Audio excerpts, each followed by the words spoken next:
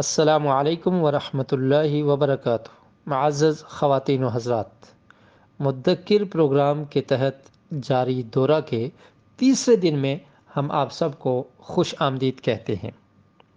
ہمارے اس دورے کا عنوان ہے سورۃ الانعام میں ایمانی مسائل۔ آج کی اس مختصر نشست میں سورۃ الانعام کی روشنی میں ہم یہ جاننے کی کوشش کریں گے کہ اللہ رب العالمین نے توحید کو لازم اختیار کرنے کا حکم دیا ہے۔ وجوب الالتزام بالتوحید، توحید کو اختیار کرنا، اس کو لازم پکڑنا، اس کو واجب قرار دیا ہے۔ اور والنہی عن الشرک، شرک سے منع کیا ہے، اور مشرکین کے جو طریقے ہیں ان سے اجتناب کرنے کی تلقین کی ہے۔ ملت ابراہیم علیہ السلام کی اتباع کو واجب قرار دیا ہے، اور مشرکین کے شرک کے متعلق جو شبہات ہیں اور ان کا حلال کو حرام قرار دینا یا حرام کو حلال سمجھنا، اس کے متعلق ہم سورۃ الانعام کی آیات کی روشنی میں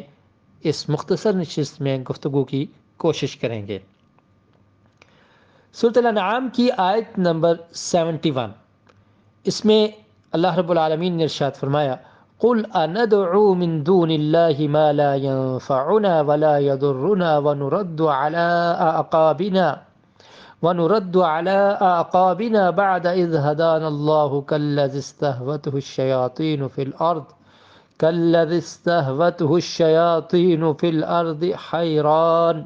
له أصحاب يدعونه إلى الهدى ائتنا قل إن هدى الله هو الهدى وأمرنا لنسلم لرب العالمين۔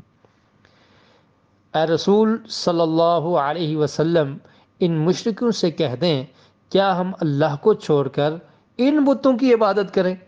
جو نہ نفع کے مالک ہیں کہ ہمیں نفع پہنچائیں، اور نہ نقصان دینا ان کے اختیار میں ہے کہ وہ ہمیں کوئی نقصان پہنچا سکیں؟ کیا ہم اللہ کی طرف سے ایمان کی توفیق ملنے کے بعد اسے چھوڑ کر مرتد ہو جائیں اور اس شخص جیسے بن جائیں جسے شیاطین نے گمراہ کر کے زمین میں بے راہ کر دیا ہو کہ وہ حیران پھرتا ہے، اور اس کے کچھ ساتھی بھی ہوں جو سیدھی راہ پر ہوں اور اسے حق کی طرف بلا رہے ہوں، اور وہ ان کی پکار قبول کرنے سے قاصر ہو؟ اے رسول صلی اللہ علیہ وسلم، ان سے کہہ دیں اللہ تعالیٰ کی ہدایت ہی سچی ہدایت ہے، اور اللہ تعالیٰ نے ہمیں حکم دیا ہے کہ ہم اس کی توحید کو اپنا کر اس اکیلے کی عبادت کرتے ہوئے اس کے فرما بردار بن جائیں، اور وہی تمام جہانوں کا رب ہے۔ اور آیت نمبر 72 میں ارشاد فرمایا: وَأَنْ أَقِيمُوا الصَّلَاةَ وَاتَّقُوهُ وَهُوَ الَّذِي إِلَيْهِ تُحْشَرُونَ۔ فرمایا کہ اس نے ہمیں حکم دیا ہے کہ ہم نماز کامل طریقے سے ادا کریں، اور ہمیں حکم دیا ہے کہ ہم اس کے احکام مان کر اور اس کے منع کیے ہوئے کاموں سے باز رہ کر تقوی اختیار کریں۔ قیامت کے دن تمام لوگ اس اکیلے رب ہی کی طرف جمع کیے جائیں گے تاکہ وہ انہیں ان کے اعمال کی جزا دے۔ تو ان آیات پہ آپ غور کریں کہ اللہ رب العالمین نے ارشاد فرمایا کہ اے پیارے رسول، آپ کہہ دیں کہ کیا ہم ان بتوں کی عبادت کریں جو نہ نفع دے سکتے ہیں، نہ نقصان پہنچا سکتے ہیں، نہ نفع کے مالک نہ نقصان کے مالک، اور ہم دین ہدایت اور اسلام والے پسندیدہ دین کو چھوڑ دیں اور شیطان کی پیروی کریں، اور اس شخص کی طرح ہو جائیں کہ جس کو شیطان گمراہ کر دے اور وہ شرک میں ملوث ہو جائے اور حیران پھرتا رہے، اور اللہ رب العالمین کی جو ہدایت ہے وہی اصل ہدایت ہے۔ وَأُمِرْنَا لِنُسْلِمَ لِرَبِّ الْعَالَمِينَ، اور ہمیں یہ حکم دیا گیا ہے وجوب الالتزام بالتوحید، توحید کو لازم پکڑنے کا اللہ نے حکم دیا ہے۔ ہمیں یہ حکم دیا گیا ہے کہ اس کی توحید کو اپنا کر اس اکیلے کی عبادت کریں۔ وَأَنْ أَقِيمُوا الصَّلَاةَ، اور ہمیں یہ حکم دیا گیا کہ ہم اللہ ہی کی عبادت کریں، اس کی عبادت کریں، نماز کو قائم کریں۔ تو اللہ تعالیٰ نے توحید کا حکم دیا، اور شرک کی مذمت ان آیات میں موجود ہے، اور جو مشرکین جن کی عبادت کرتے تھے، جن کو وہ معبود سمجھتے تھے، ان کے بارے میں بتایا گیا ہے کہ وہ نہ نفع کے مالک ہیں نہ نقصان کے مالک ہیں، وہ نفع اور نقصان بھی نہیں پہنچا سکتے۔ تو ان کی عبادت کرنا اور رب کی عبادت کو چھوڑ دینا یہ شیطان کی پیروی کرنے کے مترادف ہے، اور اللہ رب العالمین نے توحید کو لازم پکڑنے کا حکم دیا۔ مزید اللہ تعالیٰ نے سورۃ الانعام کی آیت نمبر 152 میں کچھ لوگوں کو کچھ نصیحتیں کی ہیں، اور یہ تقریباً 10 نصیحتیں ہیں۔ فرمایا قل تعالوا اتل ما حرم ربكم عليكم الا تشركوا به شيئا وبالوالدين احسانا ولا تقتلوا أولادكم من إملاق نحن نرزقكم وإياهم ولا تقربوا الفواحش ما ظهر منها وما بطن ولا تقتلوا النفس التي حرم الله إلا بالحق ذلكم وصاكم به لعلكم تعقلون۔ اور آیت نمبر 153 میں فرمایا وَلَا تَقْرَبُوا مَالَ الْيَتِيمِ إِلَّا بِالَّتِي هِيَ أَحْسَنُ حَتَّى يَبْلُغَ أَشُدَّهُ وَأَوْفُوا الْكَيْلَ وَالْمِيزَانَ بِالْقِسْطِ لَا نُكَلِّفُ نَفْسًا إِلَّا وُسْعَهَا وَإِذَا قُلْتُمْ فَاعْدِلُوا وَلَوْ كَانَ ذَا قُرْبَى وَبِعَهْدِ اللَّهِ أَوْفُوا ذَلِكُمْ وَصَّاكُمْ بِهِ لَعَلَّكُمْ تَذَكَّرُونَ۔ ان دو آیات میں 10 وصیتیں ہیں، ان کو وصایا العشر بھی کہا جاتا ہے، اور اس میں اللہ تعالیٰ نے حکم دیا ہے کہ تم نے اللہ کے ساتھ کسی کو شریک نہیں کرنا، اور اس شرک کو حرام قرار دیا ہے۔ آپ دیکھیں ان وصیتوں میں اور ان احکامات میں سب سے پہلا حکم کیا ہے؟ فرمایا قل تعالوا، اے پیارے رسول آپ کہہ دیجئے، اللہ کے رسول کو حکم دیا کہ آپ بیان کیجئے۔ اور ابن عباس رضی اللہ تعالیٰ عنہما فرماتے ہیں کہ یہ حکم موسیٰ علیہ السلام کو بھی ان چیزوں کا حکم دیا گیا تھا، ان کی امت کو بھی، اور یہ محکم آیات میں سے ہیں۔ تو فرمایا اللہ کے رسول آپ کہہ دیجئے تعالوا اتل ما حرم ربکم علیکم، تم خود سے چیزوں کو حلال اور حرام کہتے ہو، آؤ میں تمہیں پڑھ کر سناتا ہوں کہ رب العالمین نے جو تم پر حرام کیا ہے وہ کیا ہے۔ ما حرم ربکم علیکم، جو رب نے تم پر حرام کر دیا ہے وہ کیا ہے؟ اللہ تشرکوا بہ شیئا، کہ اس کے ساتھ کسی کو شریک نہیں کرنا، اس کے ساتھ کسی کو شریک کرنا یہ حرام ہے۔ تو شرک سے منع کیا گیا ہے۔ ہمارے آج کے ٹاپک میں یہی تھا کہ شرک سے ممانعت، اللہ تشرکوا بہ شیئا، اللہ نے شرک سے منع کیا، شرک نہیں کرنی۔ اور مزید حکم بھی ہیں، والدین کے ساتھ احسان کرنا ہے، اپنی اولاد کو رزق کے ڈر سے قتل نہیں کرنا، فحاشی کے قریب نہیں جانا جو ظاہر ہو یا باطن ہو، کسی بھی جان کو بغیر حق کے قتل نہیں کرنا، اور پھر فرمایا کہ یتیم کا مال نہیں کھانا، اور فرمایا کہ میزان کو پورا کرنا ہے، اور پھر فرمایا کہ انصاف کے ساتھ کام لینا ہے، اللہ کے وعدے کو پورا کرنا ہے، قریبی رشتہ دار ہوں تب بھی انصاف کرنا ہے۔ ذالکم وصاکم بہ، یہ وصیتیں ہیں۔ اور ایسے ہی صحیح البخاری میں حدیث ہے کہ نبی کریم صلی اللہ علیہ وسلم نے ارشاد فرمایا کہ 7 ہلاک کرنے والی چیزوں سے بچ جاؤ، اور ان میں سے سب سے پہلی چیز کیا فرمایا؟ فرمایا کہ اللہ کے ساتھ کسی کو شریک کرنا، اس سے بچ جاؤ۔ تو شرک سے منع کیا گیا ہے اس آیت میں، اور اللہ رب العالمین نے اسی صورت کی آیت نمبر 162 میں ارشاد فرمایا قل اننی ہدانی ربی الی صراط مستقیم دینا قیما ملت ابراہیم حنیفا وما کان من المشرکین قل ان صلاتی ونسکی ومحیای ومماتی للہ رب العالمین۔ فرمایا اے رسول ان جھٹلانے والے مشرکوں سے کہہ دیں بلا شبہ میرے رب نے سیدھے راستے کی طرف میری رہنمائی کی ہے، اور وہ اس دین کا راستہ ہے جو دنیا اور آخرت کی مصلحتوں کا ضامن ہے، اور وہ ابراہیم علیہ السلام کا دین ہے جو حق کی جانب راغب تھے، اور وہ مشرکوں میں سے ہرگز نہ تھے۔ اس آیت میں اللہ رب العالمین نے ارشاد فرمایا کہ اے پیارے رسول آپ ان سے کہہ دیجئے کہ میرے رب نے مجھے سیدھا راستہ دکھا دیا، اور وہ سیدھا راستہ کون سا ہے؟ توحید والا ہے، توحید کو لازم اختیار کرنا، اور پھر ملت ابراہیم پر چلنے کی بھی تلقین اس میں موجود ہے۔ دیناً قیما ملت ابراہیم حنیفہ، کہ ملت ابراہیم کی اتباع میں کرتا ہوں، کیونکہ مشرکین مختلف گروہوں میں بٹ چکے تھے، کوئی کس بت کی عبادت کرتا، کوئی کس بت کی عبادت کرتا، اور ابراہیمی ہونے کا بھی دعویٰ کرتے تھے۔ تو اللہ رب العالمین نے ارشاد فرمایا کہ اے پیارے رسول آپ کہہ دیجئے سیدھا راستہ وہ ہے جس کو میں اختیار کر چکا ہوں، اور یہی توحید والا راستہ ابراہیم علیہ السلام کا راستہ تھا۔ وما کان من المشرکین، کیونکہ وہ مشرک نہ تھے۔ اور پھر فرمایا کہ آپ کہہ دیجئے قل ان صلاتی ونسکی ومحیای ومماتی للہ رب العالمین، کہ بلا شبہ میری نماز اور میرا ذبیحہ اللہ کے لیے ہے، اور اللہ کے نام پر ہے، کسی اور کے نام پر نہیں، اور میری زندگی اور میری موت سب اس اللہ کے لیے ہیں جو تمام مخلوقات کا اکیلا رب ہے، اور اس میں کسی دوسرے کا کوئی حصہ نہیں ہے۔ اس میں بھی توحید کی دعوت ہے، شرک سے ممانعت ہے، اور اخلاص اللہ ہی کے لیے، نماز بھی اللہ ہی کے لیے، ذبیحہ بھی، نذر و نیاز جانور کو ذبح کرنا یہ صرف اللہ کے لیے،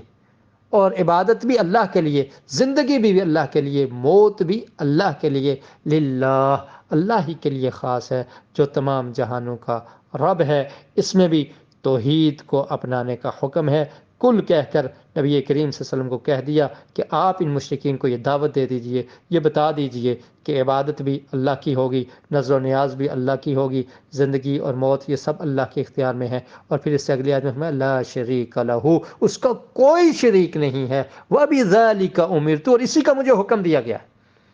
توحید کا حکم آ گیا، اسی کا مجھے حکم دیا گیا، وَأَنَا أَوَّلُ الْمُسْلِمِينَ، اور میں سب سے پہلے مسلمان یعنی فرما بردار ہوں۔ اسی طرح بہت ساری آیات ہیں، لیکن وقت مختصر ہے، ہم صرف چند آیات کا ذکر کریں گے اور احاطہ کرنے کی کوشش کریں گے۔ آیت نمبر 56 سورہ انعام کی ہی آیت نمبر 56 ہے۔ اس میں اللہ رب العالمین نے مشرکین جو یہ دعویٰ کرتے تھے کہ ہم پر عذاب کیوں نہیں آتا، شرک کرتے تھے، نبی کریم صلی اللہ علیہ وسلم نے ان مشرکین کو ڈرایا کہ بتوں کی عبادت چھوڑ دو، مورتیوں کی عبادت چھوڑ دو، غیر اللہ کی عبادت چھوڑ دو، یہ کچھ نہیں کر سکتے، اور اگر تم ایسا نہیں کرو گے تو اللہ کا عذاب آ سکتا ہے۔ تو انہوں نے مذاق بنایا، مذاق بنانے لگے، بلکہ روایات میں ملتا ہے کہ نضر بن حارث اور دیگر مشرکین جو رؤساء تھے، انہوں نے نبی کریم صلی اللہ علیہ وسلم سے فرمایا کہ آپ جو ہمیں کہتے ہیں کہ عذاب آ جائے گا تو وہ عذاب کیوں نہیں آتا؟ تو اللہ رب العالمین نے ان آیات کو نازل کیا۔ آیت نمبر 56 ہے، فرمایا قل انی نہیت ان اعبد الذین تدعون من دون اللہ قل لا اتبع اہواءکم قد ضللت اذا وما انا من المہتدین قل انی علی بینۃ من ربی وکذبتم به ما عندی ما تستعجلون به ان الحکم الا للہ یقص الحق وهو خیر الفاصلین قل لو ان عندی ما تستعجلون به لقضی الامر بینی وبینکم واللہ اعلم بالظالمین۔ یہ آیت نمبر 56، 57 اور 58 ہے۔ آیت نمبر 56 اللہ رب العالمین نے ارشاد فرمایا قل، اے پیارے رسول صلی اللہ علیہ وسلم آپ کہہ دیجئے بلا شبہ اللہ تعالی نے مجھے ان کی عبادت سے روکا ہے جن کی تم اللہ کے سوا عبادت کرتے ہو، روکا ہے، شرک سے منع کیا ہے۔ اور آپ کہہ دیں میں غیر اللہ کی عبادت کے بارے میں تمہاری خواہشات کی پیروی نہیں کرتا۔ اور اس میں آپ دیکھیں نا مشرکین کے جو طریقے سے منع کیا گیا، مشرکین کی جو خواہشات ہیں، فرمایا لا اتبع اہواءکم، تمہاری خواہشات جو ہیں، تمہارا جو طریقہ ہے اس طریقے کو میں نہیں اختیار کرنے والا، اس کو میں نہیں قبول کرتا۔ مجھے اللہ نے منع کیا ہے کہ میں اللہ کے علاوہ کسی اور کی عبادت کروں، تو شرک سے منع کیا گیا۔ اور فرمایا کہ میں تمہاری خواہشات، یعنی مشرکین جو چاہتے ہیں کہ جیسے ہم عبادت کرتے ہیں ایسے تم کرو، تم بھی بتوں کی عبادت کر لو، فرمایا ایسا میں نہیں کر سکتا۔ قد ضللت اذا وما انا من المہتدین، اور اگر میں اس معاملے میں تمہاری خواہشات کے پیچھے چلوں گا تو میں راہ حق سے بھٹک جاؤں گا اور راہ راست پر چلنے والوں میں سے نہیں رہوں گا۔ اللہ تعالیٰ کی طرف سے دلیل کے بغیر خواہشات کی پیروی کرنے والے ہر شخص کا یہی حال ہوتا ہے کہ وہ اپنی مرضی سے چلتا ہے، اللہ کی نہیں مانتا۔ اور پھر اگلی آیت میں فرمایا، اے رسول صلی اللہ علیہ وسلم ان مشرکوں سے کہہ دیں کہ میں اپنے رب کی طرف سے واضح دلیل پر چل رہا ہوں، جو رب نے دلیل دی ہے اس پر چل رہا ہوں، خواہشات پر نہیں، اور تم نے اسے اس دلیل کو جھٹلا دیا ہے۔ جو عذاب اور جو معجزات تم جلدی مانگتے ہو وہ میرے اختیار میں نہیں ہے۔ وہ کہتے تھے نا کہ عذاب کیوں نہیں آتا، تو فرمایا وہ میرے اختیار میں نہیں ہے، وہ صرف اللہ تعالیٰ کے اختیار میں ہے۔ تمہارے اس مطالبے سمیت ہر فیصلہ اور حکم اکیلے اللہ تعالیٰ کا ہے۔ وہ حق کہتا ہے اور اس کے مطابق فیصلہ کرتا ہے، وہی پاک ذات سب سے بہتر انداز میں حق و باطل سے نمایاں اور واضح کرنے والی ہے۔ اور پھر فرمایا کہ اے رسول صلی اللہ علیہ وسلم آپ ان سے کہہ دیجئے، لو ان عندی ما تستعجلون به لقضی الامر بینی و بینکم، کہ جس عذاب کی تم نے جلدی مچا رکھی ہے اگر وہ میرے قبضے اور اختیار میں ہوتا تو میں اسے تم پر نازل کر دیتا، اس وقت پھر اس معاملے کا فیصلہ ہو جاتا جو میرے اور تمہارے درمیان ہے۔ اللہ تعالیٰ ظالموں کو خوب جانتا ہے اور انہیں کتنی مہلت دینی ہے اور کب انہیں پکڑنا ہے اللہ تعالیٰ یہ بھی جانتا ہے۔ تو یہ میرے اختیار میں نہیں ہے جو تم کہہ رہے ہو، بل یہ ہے کہ اللہ نے مجھے حکم دیا ہے، میں اللہ کی طرف سے واضح جو دلیل ہے اس کے مطابق چلتا ہوں، اور میں اللہ کے ساتھ کسی کو شریک نہیں کر سکتا۔ تو اس میں شرک سے منع کیا گیا اور توحید کو لازم پکڑنے کا حکم اس میں موجود ہے، اور جو مشرکین کے طریقے ہیں ان سے بچنے اور ان سے اجتناب کرنے کے بارے میں بھی اللہ رب العالمین نے تلقین کی ہے۔ اور اس سے پہلے ہم پڑھ چکے کہ ابراہیم علیہ السلام کی ملت کو اختیار کرنے کا حکم بھی دیا گیا ہے۔ اور آگے چلتے ہیں آیت نمبر 121 میں اللہ تعالیٰ نے ارشاد فرمایا، وَلَا تَأْكُلُوا مِمَّا لَمْ يُذْكَرِ اسْمُ اللَّهِ عَلَيْهِ وَإِنَّهُ لَفِسْقٌ وَإِنَّ الشَّيَاطِينَ لَيُوحُونَ إِلَىٰ أَوْلِيَائِهِمْ لِيُجَادِلُوكُمْ وَإِنْ أَطَعْتُمُوهُمْ إِنَّكُمْ لَمُشْرِكُونَ۔ فرمایا کہ وَلَا تَأْكُلُوا، اور نہ تم کھاؤ،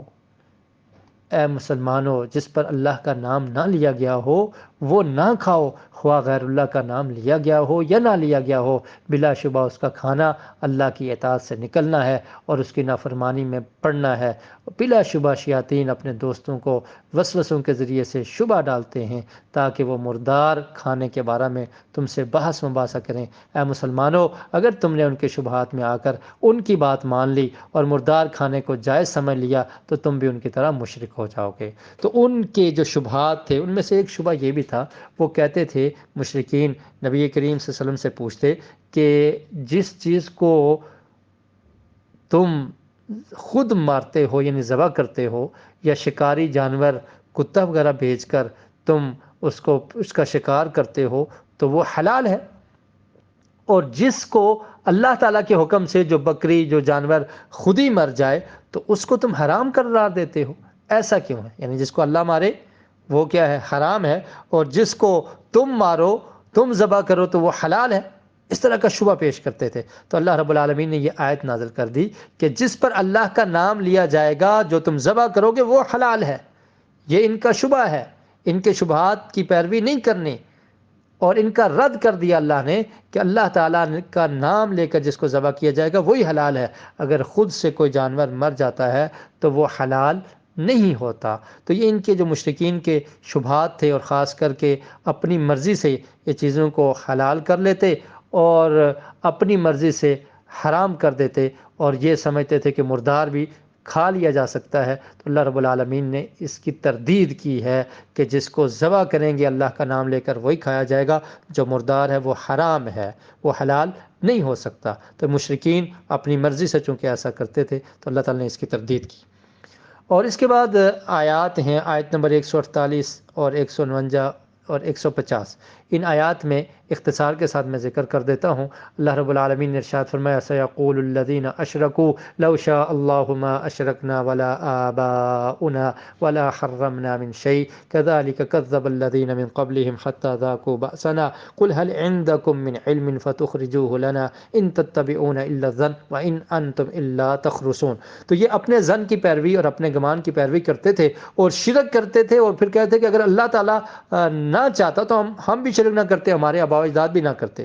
اور جو چیزیں ہم نے حرام کی یہ اللہ کی مرضی سے ہی کی ہیں۔ تو اللہ تعالیٰ نے فرمایا کہ انہوں نے ان سے پہلے بھی ایسے لوگوں نے جھٹلایا ہے، ایسے ہی کہا کرتے تھے کہ یہاں تک کہ ان پر عذاب آ گیا۔ ان کو کہیے کہ اگر تمہارے پاس علم ہے تو علم پیش کرو کہ کیا اللہ تعالیٰ نے تمہیں شرک کی اجازت دی ہے، کیا اللہ تعالیٰ نے ان چیزوں کو حرام کیا ہے؟ یہ تو تم اپنے گمان کے مطابق اور اپنے ذہن کے مطابق اور اپنے خیالات کے مطابق کبھی چیزوں کو حلال کرتے ہو، کبھی حرام کرتے ہو، اور شرک کر کے تم یہ کہتے ہو کہ اللہ نے ہمیں اس پر لگایا ہے۔ قل فللہ الحجۃ البالغہ فلو شاء لہداکم اجمعین قل ہلم شہداءکم الذین یشہدون ان اللہ حرم ھذا۔ اور پھر فرمایا کہ اللہ کے رسول آپ ان سے کہہ دیجئے کہ لاؤ گواہ، ایسے گواہ پیش کرو جو یہ گواہی دیں کہ اللہ تعالیٰ نے یہ چیزیں تم پر حرام کی ہیں جن کو تم خود حرام کر چکے ہو،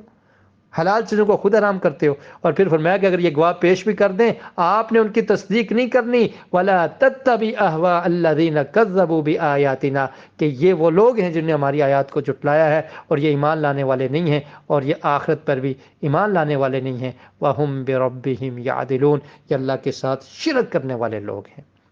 تو اس میں مشرکین کے شبہات، حلال کو حرام کرنا،